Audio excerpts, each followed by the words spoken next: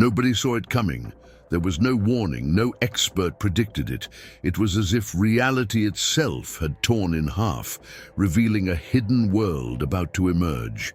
In a single instant, the sky over Dallas became a blood-stained mirror. It wasn't a sunset. It wasn't an eclipse. It was a sign. Interrupted radio broadcasts began with panic. Announcers could barely form coherent sentences. Confused images of people running, the ground splitting into cracks, and a dense darkness that seemed to have a will of its own. Chaos was no longer just a concept. It was the new everyday life. And then, like a giant awakening from a millennial slumber, the vortex appeared. In the sky, a spiral of fire and smoke began to spin.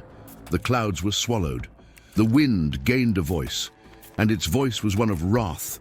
A low, shrill, guttural sound resonated like a trumpet warped by centuries. It wasn't just a storm. It was the harbinger of something greater, the apocalypse, perhaps. Atlanta fell silent, a silence so profound that the sound of footsteps was deafening. People frozen on the sidewalks, looking up, unable to tear their eyes away from that incandescent rift, burning the clouds with shades of crimson, burnt orange, and deep black. The sky wasn't just closing, it was warning. And you, watching this now, don't think this is just another sensationalist video. This isn't fiction, it's testimony, it's a warning. If you're not yet subscribed to this channel, subscribe now, because the next revelations will change everything you think about the world you live in. In Houston, the temperature dropped 15 degrees in less than 2 minutes. The sky cleared and then darkened, as if someone had turned off the universe's light. A subtle tremor ran through the sidewalks. Cars stopped. Traffic lights went out. Children cried. Dogs howled. And then a flash. A flash like 1,000 lightning bolts fused into a single crack of light and sound. The sky split, and something descended. It wasn't a ship. It wasn't a creature. It was a symbol. A flaming figure resembling an angel, but with wings formed of flames and eyes like molten crystals, hovered over the buildings. Time stopped. Leaves froze in midair. Sound ceased. And everyone who witnessed it knew this was real, supernatural, and it had a purpose. President Trump called an urgent press conference, but the microphones failed. The cameras froze. No images were transmitted. Only one phrase leaked from the speakers in Washington before the total blackout. The time has come. In Phoenix, the earth boiled. Literally. The streets began to emit heat, even with the sky covered by dense clouds. Sand turned to glass in some spots. Witnesses reported shadowy figures dancing in the dunes, as if ancient entities had awakened with the sky's energy. The next day, the moon appeared in broad daylight, red, dripping. Some said it was an atmospheric phenomenon, but those who saw it knew it was more. It was an echo of prophecy. It was Joel 2:31 taking shape. The sun shall be turned into darkness, and the moon into blood, before the great and terrible day of the Lord come. The phenomenon was recorded in multiple states, but something strange happened. Images captured by cell phones simply vanished. Files erased. Memories corrupted. As if something didn't want it documented. As if the sky had spoken in secret, only to those ready to hear. Meanwhile, in Louisiana, the waters began to rise. There was no forecast of rain. No river had overflowed. But the streets were being swallowed by an invisible tide. Water gushed from manholes, from cracks, even from toilets. It was as if the earth were regurgitating something it had tried to bury for centuries. And then the sound returned. That sound, a deep, vibrant moan that seemed to come from the very bowels of the earth. A sound that made teeth ache, that made bones tremble. A sound that seemed to carry millions of voices, like a choir of souls trapped between dimensions. Mary Thompson was there. The same Mary who weeks earlier had witnessed the strange behavior of animals in Oklahoma. This time, she recorded, she spoke. It's the same sound, only now. Now it's closer. Her voice trembled, her eyes empty. And shortly after her interview, Mary disappeared, without a trace. Robert Hastings, on the other hand, was found in a trance, sitting on a deserted road. He held an open Bible at Revelation 6:12, and he murmured, "And there was a great earthquake, and the sun became black as sackcloth of hair, and the moon became as blood." Authorities couldn't explain his condition. Psychiatrists classified him as catatonic, but on his right hand, words had been written in dried blood. "He comes." Meanwhile, on the Florida coast, fishermen began reporting a light at the bottom of the sea, a pulsing blue glow that rose to the surface as if something were emerging from the depths. And with that light came dead fish, thousands, all with burned eyes, all facing upward, as if they had seen something and couldn't bear it. The media tried to control the narrative. They spoke of toxic algae, of seismic activity, but the people already knew something was coming, and it wasn't natural. It was spiritual. On March 22nd, during a new partial eclipse, hundreds of drones were spotted hovering over US military bases, but these drones weren't on a mission. They weren't controlled by human hands. They moved in impossible patterns. And then they vanished, simply disappeared, like smoke, like shadow. The government denied it. The armed forces claimed tactical simulations. But an anonymous former military member sent an audio to the independent press. "These machines aren't ours. They're watching us, they're cataloging, as if they're searching for something or someone."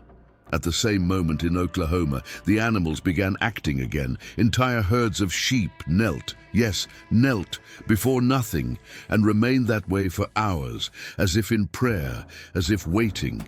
And then came the light. An incandescent cross appeared in the skies, hovering over the forests. A perfect shape, not made by human hands. The clouds parted around it, and at its center, a figure emerged. White, radiant, silent, but with a presence that cut through the soul. Some fell to their knees, others screamed. But everyone felt it, everyone knew. It was him. The news spread faster than any virus. "Jesus appeared in the sky," said headlines on small websites, quickly smothered by official statements, trying to douse the spiritual fire that had been ignited. Social media, however, was uncontrollable. Thousands of shaky videos showed the same phenomenon. The flaming cross hovering over Oklahoma, a glorious silhouette of light, and in the background, the same sound, the trumpet. But the recordings didn't last long. They vanished. They were deleted by mysterious algorithms or corrupted in real time. Still, the message spread like wildfire. The world was in shock. In the streets, some people began gathering spontaneously to pray. Others ran aimlessly, overcome by panic. In Dallas, churches were flooded with crowds crying out for mercy. In New Orleans, a group of survivors from a recent flood formed a circle of intercession in the mud, pleading for forgiveness and revelation. They knew something was happening, and it wasn't just political nor just natural, it was biblical. Meanwhile, in New York, the sky took on a strange hue. It wasn't the same red as the other nights. It was a deep, metallic blue with a pulsating luminosity. A local TV reporter broadcasting live interrupted his coverage to point upward and shout, "Look at that!" Behind him, a circle of light appeared in the sky. Not a ship, not a balloon, but something resembling a portal. Scientists went into a frenzy, the world in denial. But those who knew the scriptures, who knew what was written in Revelation, recognized the heavens were opening. That same night in Texas, even stranger phenomena began to occur. A sound of voices, like chants, echoed through the fields, even where there were no people.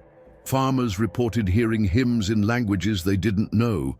A 7-year-old child who had never learned to read began quoting passages from Ezekiel with precision, speaking of creatures with multiple faces and flaming wheels.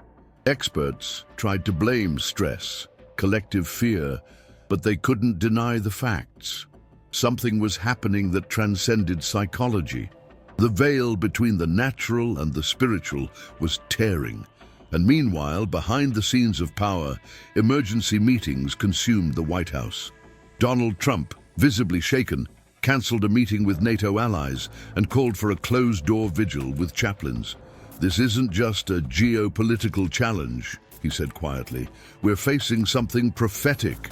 In Iran, opposing spiritual manifestations also began to emerge. In the cave near Tehran, local shepherds found strange marks on the stones, ancient symbols, circles with central eyes, and inscriptions in languages even regional scholars couldn't translate. Zoroastrian priests claimed the signs resembled ancient prophecies of a day of universal darkness. Tension was rising, not only in the skies, but also on the ground. Stock markets plummeted. The dollar lost value suddenly. Digital currencies began to fluctuate in unprecedented ways. Hackers worldwide started reporting something unusual. An invisible artificial intelligence was blocking their access. It wasn't human. It wasn't made by us. It was like we were being watched by something that didn't need codes, said a former NSA employee. In Africa, missionaries reported apparitions, but not of demons, of angels, in broad daylight. In Rwanda, a group of Christians gathered for morning prayer said they saw figures of light surrounding the church, singing a chant no one could understand, but everyone felt as truth. Faith exploded in that place. Curiously, hours later, similar reports began coming from South Korea, Siberia, and Chile. It was as if something was sweeping the planet, something that didn't move through time or geography. But not everything was light. In Russia, near the Ural Mountains, something dark emerged from a crater that hadn't existed the day before. Hunters reported the disappearance of animals. Trees were burned from the inside out, but without flames. A local pastor said, "The earth groans. It's expelling something buried since the days of Noah." On the US West Coast, whales continued to beach. But now, there was a new detail. They were marked. Symbols on their bodies, like symmetrical cuts, appearing surgically precise in the shapes of stars, eyes, and spirals. Biologists collapsed under the impossibility of explanation. One, on live television, simply said, "We're seeing something that doesn't belong to this world." In Los Angeles, a young woman named Abigail had a vision. She had never had any spiritual experience. She was a medical student, a convinced atheist. But that night, she dreamed of a city in ruins, a beast rising from the sea, and a crowd running, trying to escape. In the sky, the same cross seen in Oklahoma, and a voice, "The time is gone." She woke up screaming, and at that moment, her entire house was bathed in golden light. Her parents, atheists, knelt without knowing why. The panic was no longer just social, it was existential. Religions began to unite. Leaders of different faiths called for global days of fasting. Even among Muslims, Jews, Christians, and Hindus, something unprecedented was happening. A mutual recognition that the invisible was speaking, and it was speaking loudly. On the morning of March 23rd, an earthquake shook the US East Coast. It wasn't the strongest in history, but it was the strangest. Seismic waves formed a geometric pattern in the ground. Seen from above by satellites, it looked like a seal. And at its center, something resembling the Hebrew letter Aleph. The scriptures said, "I am the Alpha and the Omega," and now the first sign had been left on the earth. In the Nevada desert, a group of soldiers in training vanished completely. Their equipment was found perfectly positioned, their boots, their radios, their weapons, everything intact, but not a single body, no footprints, no explanation. The official report classified it as non-natural disappearance. Meanwhile, in Jerusalem, senior rabbis of the Sanhedrin Council announced a shocking discovery. An unusual star had appeared over the Temple Mount. It was there every night, from the same cardinal point. It didn't move. It wasn't a satellite. It wasn't a planet. It wasn't identifiable. A rabbi declared, "The Star of Jacob has shone again." For believers, this was the harbinger of the Messiah's coming. But for those who understand the prophecy of Daniel, it could also be the sign of deception, the rise of the Antichrist. And then, like a final blow, a trumpet echoed in the skies worldwide. At the same time, on every continent, for exactly 3 minutes, no radio station worked, no cell phone had a signal, only that sound, like a cosmic cry of warning. And then, total silence, as if time itself had held its breath. And now, as the world holds its breath before the unknown, one question echoes louder than ever: are we ready? This is no longer a warning, it's the final call. The sky has spoken, the earth has responded, and the prophetic clock nears its final point. There is still time to choose, repent, seek the truth, turn to God. Because when the veil falls completely, there will be no return. The Redeemer is at the gates, and every eye will see him. May you be among those who recognize the light before the great and terrible day finally arrives.